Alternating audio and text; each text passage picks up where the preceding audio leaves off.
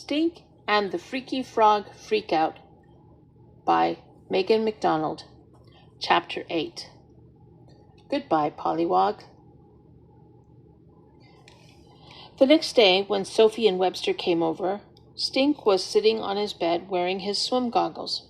"What are you doing?" asked Webster. "I don't know," said Judy. "He hasn't moved his head for like an hour, and he wants me to call him Frog Eyes." "Frogs don't move their heads," said Stink, "just their eyes." "Why are you wearing goggles inside the house?" Sophie asked.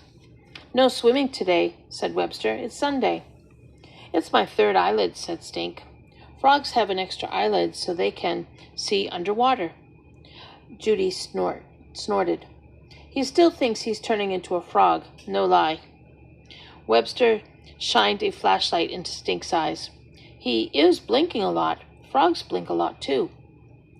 Sophie touched his arm. "His skin does feel a little cool and slippery." "But who ever heard of a frog that doesn't swim?" said Judy. "You won't even put your head underwater, Stink." "Face it, once a pollywog, always a pollywog." "For your information," said Stink, "a pollywog is a tadpole, and a tadpole turns into a frog." Judy shrugged. "And I'm blinking because that's what frogs do," said Stink. "Frogs use their eyeballs to swallow bugs. No lie.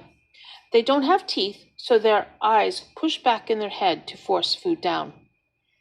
Webster looked at Sophie. Sophie looked at Webster. "But you don't eat with your eyeballs," said Webster. "And you definitely don't eat bugs," said Sophie. Stink got up. He air swam over to his desk. He fished inside his desk drawer till he found something better than an almost joy candy bar, better than a box of milk duds, better than a jawbreaker, a lollipop, not just any old lollipop, a real live dead bug lollipop, bright orange sugar-free lollipop with a for real cricket inside. Blink, blink, blink. "You're not really going to lick that, are you?" asked Webster. Blink, blink, blink. "Please tell me you're not going to eat a cricket," Sophie said. "Where'd you get that thing?" Judy asked. "Had it since last Halloween. I just never wanted to eat it before." Stink took off the wrapper and stuck out his tongue. "Lick." Stink slurped his sucker. He licked that lollipop with his long tongue. He got sticky stuff on his nose, and he licked that too.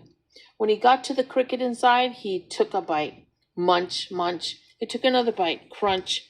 He swallowed. Blink, blink, blink, blink, blink, blink, blink. Gulp. Stink smiled, showing off a tiny cricket leg stuck in his teeth. "Ick," squealed Judy, making a face. "Bluck," said Sophie, sticking out her tongue. "Gross," squealed Webster, holding his tummy. From behind his goggles, Stink's eyes bugged out of his head. He looked a little green. He clutched his stomach. "Are you going to be sick?" Judy asked. "I'm going to be sick," said Webster. "He looks like he's going to croak," said Sophie. Stink burped. He pushed back his goggles. "Crickets taste like popcorn." He grinned ear to ear, smiling wider than a Pac-Man frog. On Monday, Stink had frogs on the brain all through social studies, math, and art. He had frogs on the brain through lunch and recess. He had frogs on the brain till the bell rang. At last it was time for after-school swim lessons. In the car on the way to swim practice, Stink tested his frog ability.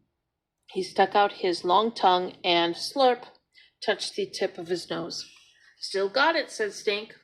On his way to the pool, Stink leapfrogged over Sophie in the grass. He leapfrogged over Webster. He even leapfrogged over Sophie and Webster. At the pool, Stink put on his swim trunks. Stink put on his flippers.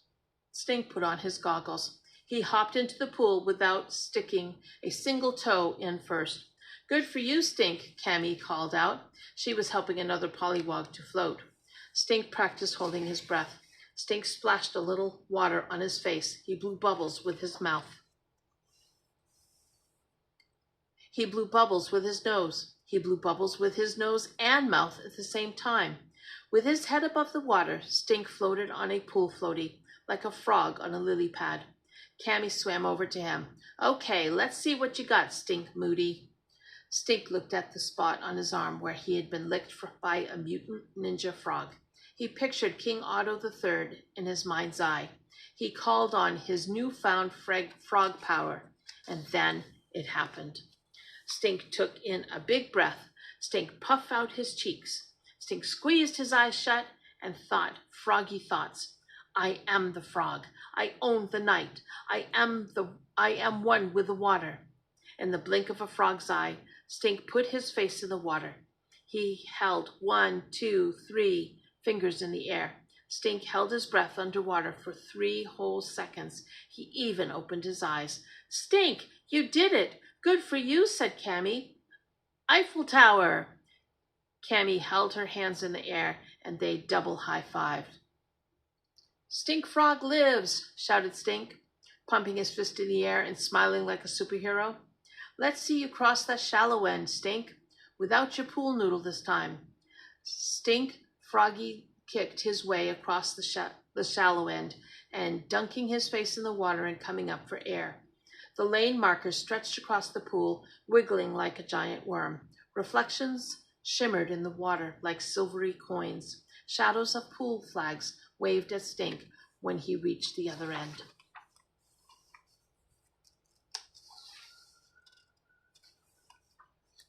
Wow, I've never seen you swim like that, said Cammy. You must be part frog or something. Just call me Stink Frog, said Stink. It's my gift and my curse. Your what? Nothing. Never mind. Just something Peter Parker said. So, do you want to play a game of London Bridge today? Nope. Okay. How about poison? Pop goes the weasel. Beware the dogfish. But you don't even have to put your head underwater for those games. Those games are for pollywogs. Cammy looked out over all her pollywogs splashing in the shallow end. You know what, Stink? I like to think there just might be a little frog in each of us. Stink nodded. What do you say we show these pollywogs how it's done? How about if I toss a quarter in the shallow end and you dive for it? Can I hold my nose? Stink asked. Sure. And wear my goggles? Of course. Do I get to keep the quarter? Stink asked. Well, this is a big day for you. Maybe just this once. Cammy tossed the quarter and Stink dove for it.